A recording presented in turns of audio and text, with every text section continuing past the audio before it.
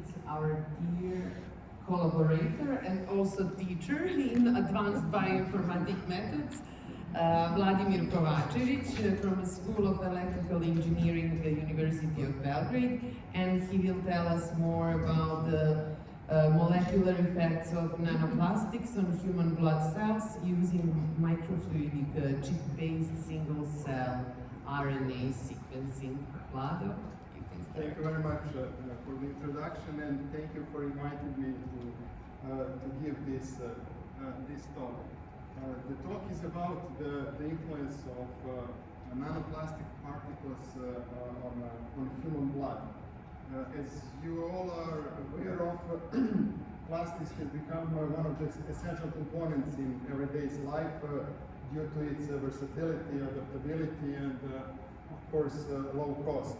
And especially in the transitioning countries like ours, its usage it's becoming more and more increasing. Still, its effects are not yet fully understood. And through this talk, I want to maybe try to bring you closer. Firstly, to its sources, some of the influences detected in other studies, and present you our most recent results about its influence on peripheral blood nuclear cells through single-cell RNA sequencing. So let's dig into it. Many sources of presence of nano and micro particles of the plastics are there with us. You are all probably nowadays aware of it. So in the bottled water there are significant concentrations in the plastic containers, and even tea boxes used for tea bags used for preparing our drinks. There are also significant concentrations in much higher, and especially with the heating conditions, they are being exposed and transferred to our food and beverage. We have a very high culture of drinking coffee, and we are very concerned about its contents and what exactly is inside our coffee. Everybody's talking about it, but nobody's talking what's inside of the cups of coffee. And again, we're dealing there with a huge amount of micro and nanoplastic particles present there. So through this availability of many different sources, these particles are inhaled, ingested, they enter our bodies through our skin, and there are many studies who are exploring their presence in organs, in human brain, even in placenta and breastfeeding milk. There are traces of these particles. So if you like experiments, I have some news to share with you. I guess we are all part of one big experiment, and the future will probably tell us what could happen to us, and through this study we can maybe try a little to predict what could be potential consequences. So on the cellular level, one of the main things that is caused and widely accepted as a product of the presence of plastic particles is the induce of oxidative stress and state of the cells which is equivalent to cell stress. Later, the inflammatory processes are usually triggered, and some other mechanisms are also disrupted due to its presence. I will show you just briefly a few studies that perform detection of the nanoplastic particles, such as this one. They explored its presence in the cohort. First, they consisted of 307 patients, but after filtering to 257 patients, and All of them, they were performed carotid endarterectomy, so the removal of the plaques in the arteries, and they explored the presence of nanoplastic particles in those plaques. And in 58% of them, they detected polyethylene, and in 12% they detected polyvinyl chloride. And even more importantly, the plastic positive plaques showed 4.5 higher risk to heart attack, stroke, and death. Also, they detected inflammatory pathways being activated. Unfortunately, nanoplastic is also present in human brains.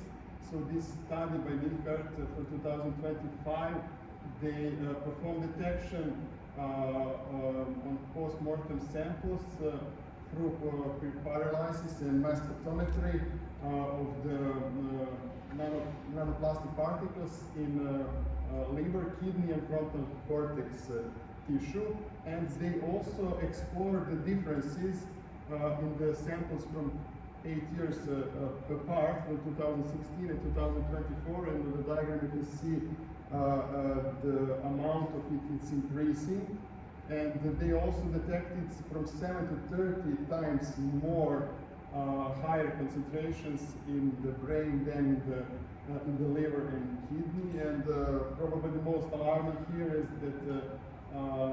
that they detected 10 times higher risk of dementia in the samples where plastic was present than in the other samples. And this last example, last study, it shows, it explores the influences of micro and nanoplastic presence and its influences to the aging. So they explored, it's a meta-study, they explored the reactive oxygen species generation, DNA damage, pro-inflammatory cytokines, and the state of cell senescence, which appear due to its presence. And all of these factors are widely accepted as inflammaging hallmarks, and they represent one of the things,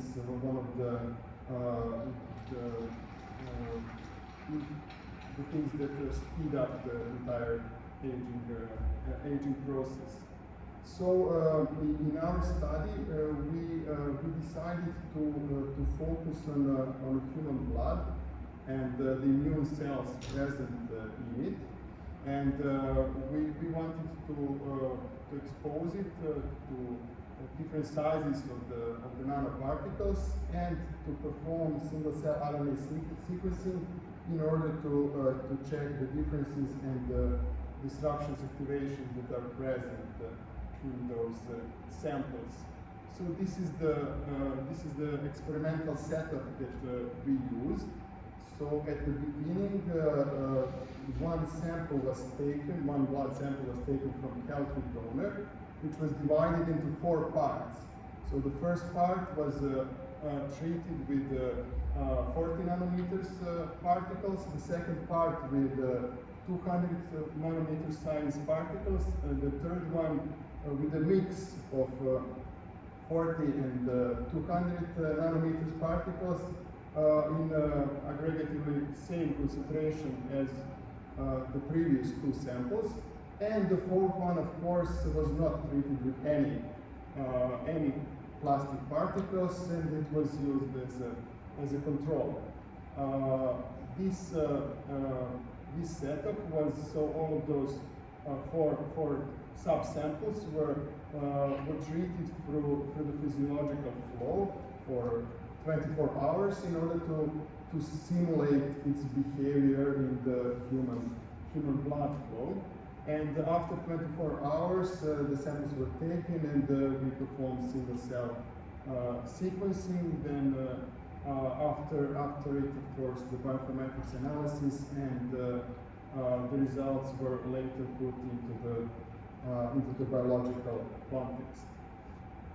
So under the hood, the bioinformatics analysis where we performed are mostly widely accepted by the community. So after alignment with the cell range, filtering of the cells with a low number of genes and genes with a low number of cells, we also performed quality control, and we detected from 2,000 to 2,200 genes per cell approximately, which was an okay number and something. It gave us information that the results should be robust enough, and the conclusions drawn from these samples. Then we perform integration, UMAP embeddings, and the removal of the batch effects. And after it followed the annotation, to which we put the special attention. I will spoke about it on the next slide. Then we perform, of course, differential gene expression for every detected cell type, and enrichment analysis to detect signaling pathways. So I purposely put the most details on this slide. It might be useful for people who are actually doing this type of the analysis.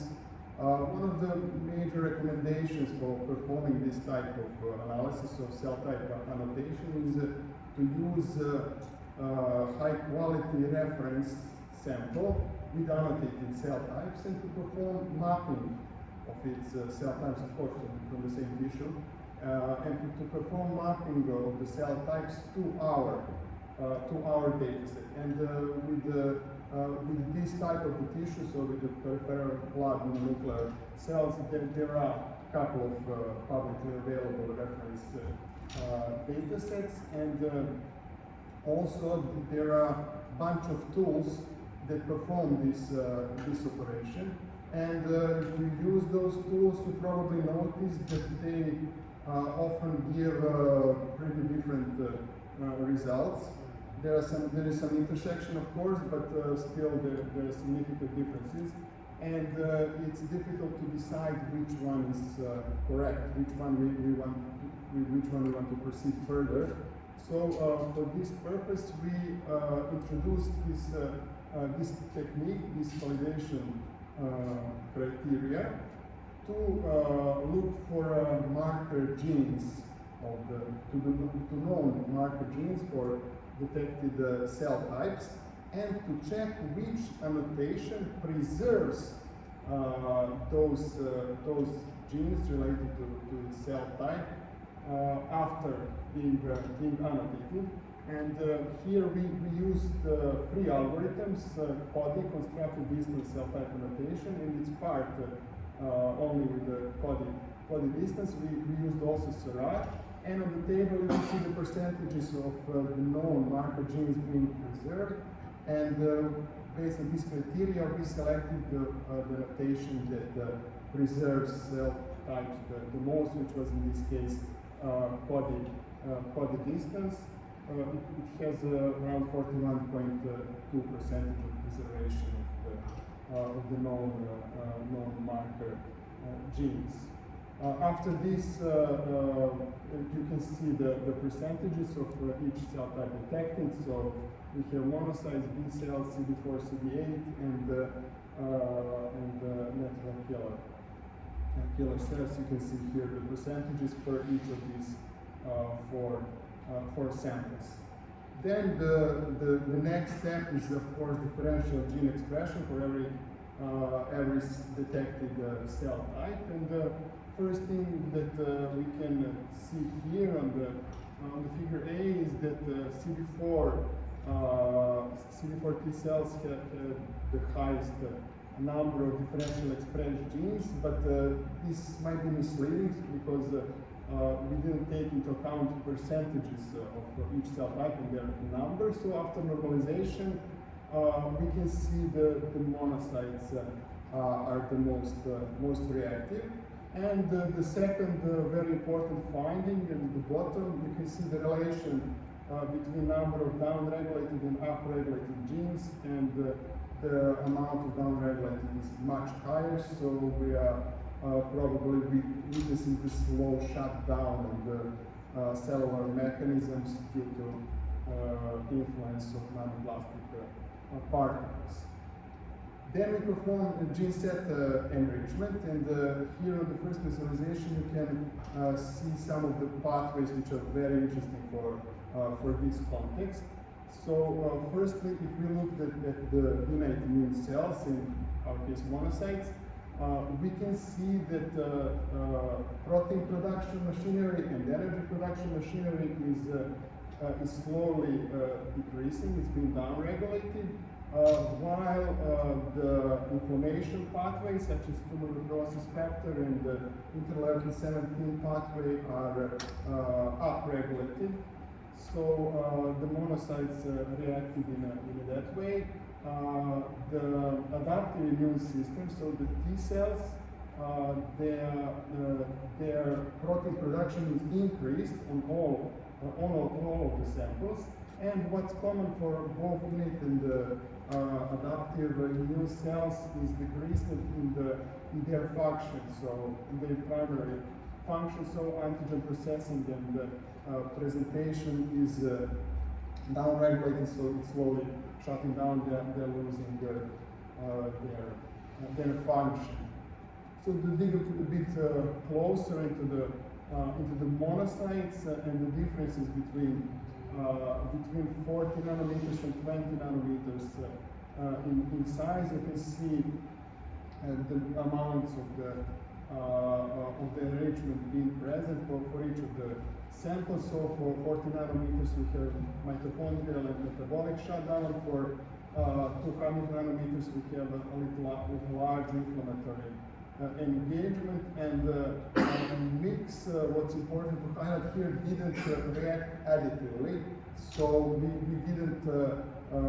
we don't have implications from 40 and 20 and 200 nanometer size into this mix, probably due to smaller concentration of each of the particle sizes. Another important indicator is ATF4 gene, the stress factor, which is, as you can see, highly increased. And the mechanism it should have is that after its increasement, ATF3 should increase as well in order to stop it. But in our case, ATF3 is lowered compared to controls, so we are witnessing breaking of this break. So it's not functioning at all, and cells look like they are on the free ride, where this stress state cannot be regulated further. To look more into the adaptive immune cells, so we can see, as mentioned, that ribosome and oxidative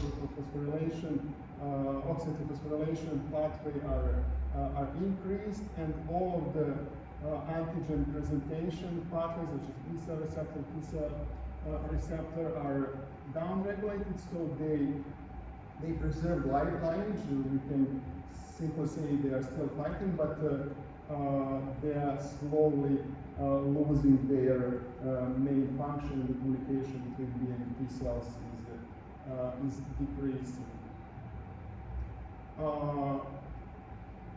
Next, we put more effort into putting all of this into a biological context.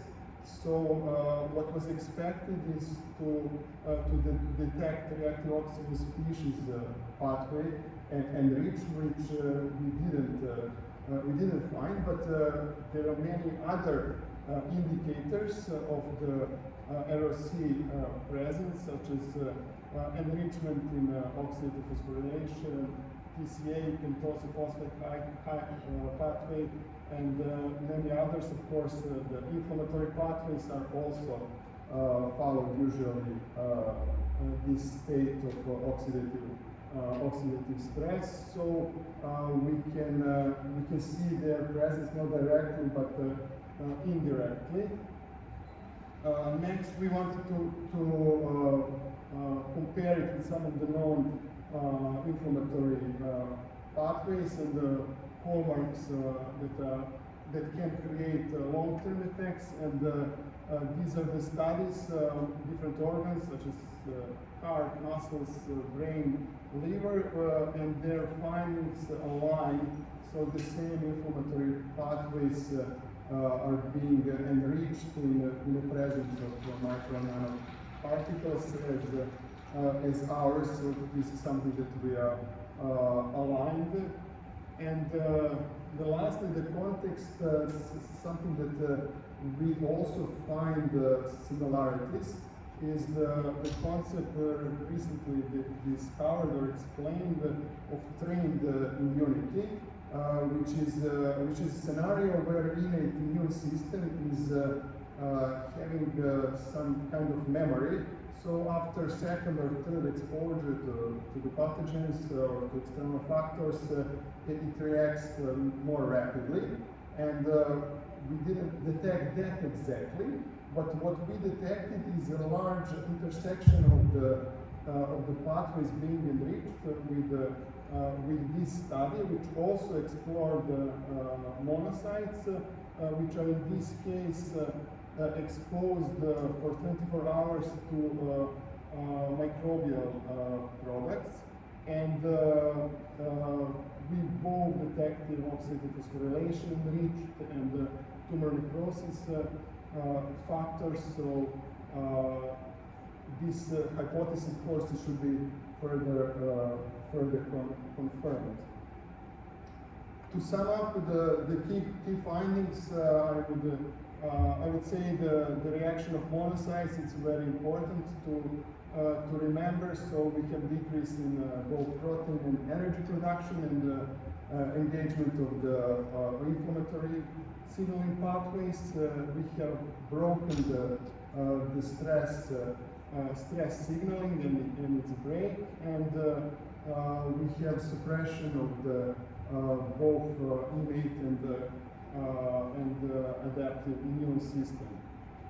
So from open questions, I can say that the further exploration would require explaining what happens at the environmentally realistic. So chronic low dose concentration, as we currently have, we couldn't explore this, or maybe through taking samples from several time points. Also, since in this study we've taken only one sample from healthy donor, maybe diseased donors or aged donors could react differently. And of course, the last thing not yet answered is how to reduce the nanoplastics intake.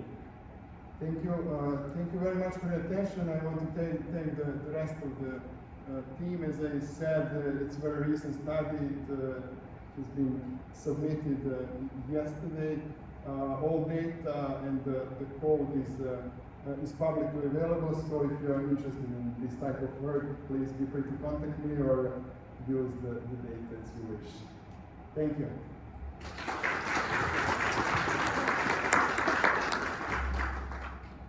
Thank you, Mother.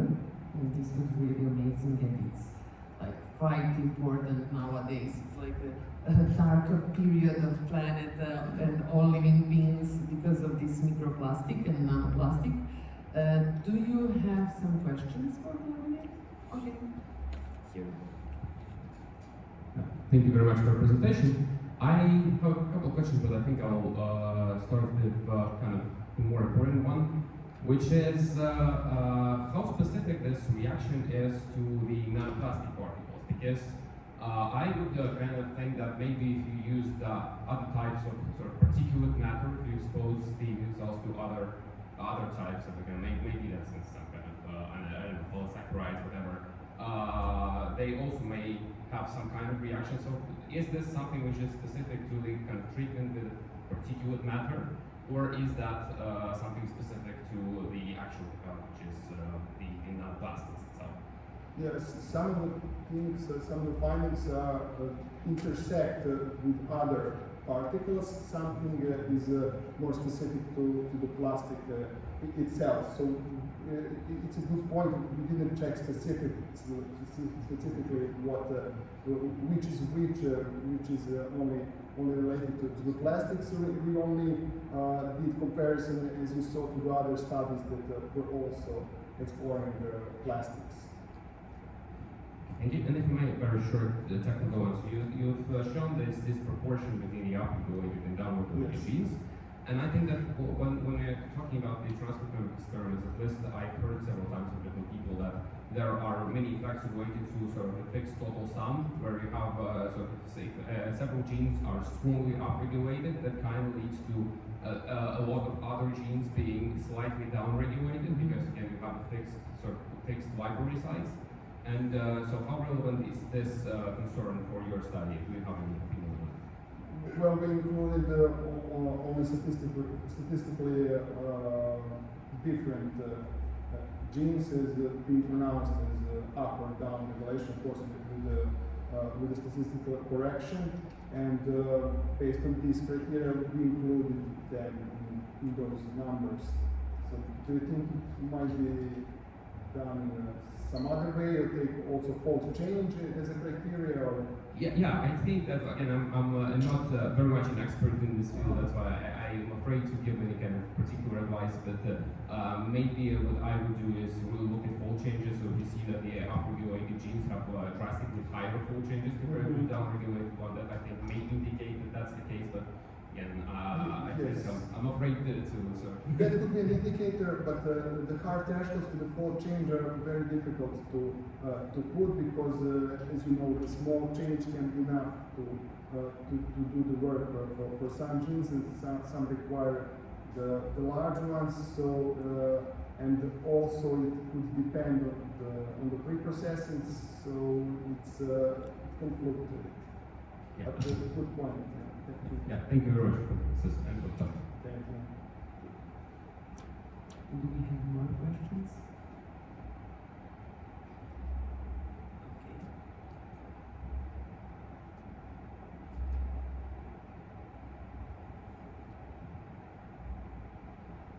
Thank you for your presentation. It was really interesting. And I have few concerns about the control.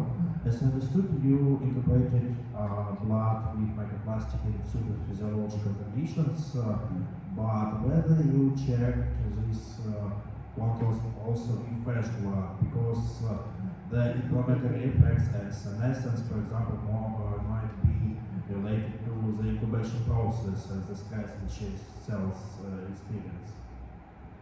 You mean if the blood was previously already exposed to the plastic? No, I mean that you put it in these microfluidics and maybe it causes additional stress. Well, we compared it to the control sample which is passing through the same apparatus. So if that stress is caused, we only presented the differences to the control. So control was also exposed to yes, of course. Yes. Yeah, and I mean that. Okay, then I see. Yeah, it passed with the same apparatus, same flow. I mean, different devices. That it's not mixed, of course, but it's all the same conditions. Thank you a lot. Thank you. Okay. We have time for one more question, yeah. Thank you, Lava, for a great presentation. I'm sorry, I apologize I came in late, but I do have a question. Can you please elaborate a little bit more on the physiological flow? What is precisely meant by physiological flow in this experimental setup? Thank you for the question. It's not my part. It's not the part that I did. Important to highlight is that it's a widely accepted apparatus which should simulate the realistic environment of the blood flow. So it should put blood into the very similar conditions as it's in our bloodstream in order to obtain the results which are as realistic as possible. Okay, thank you. Hvala, Vlada. Thank you, Vlada, again. And I can ask our next speaker, our dear colleague Dusan Mushjak, to join us on stage.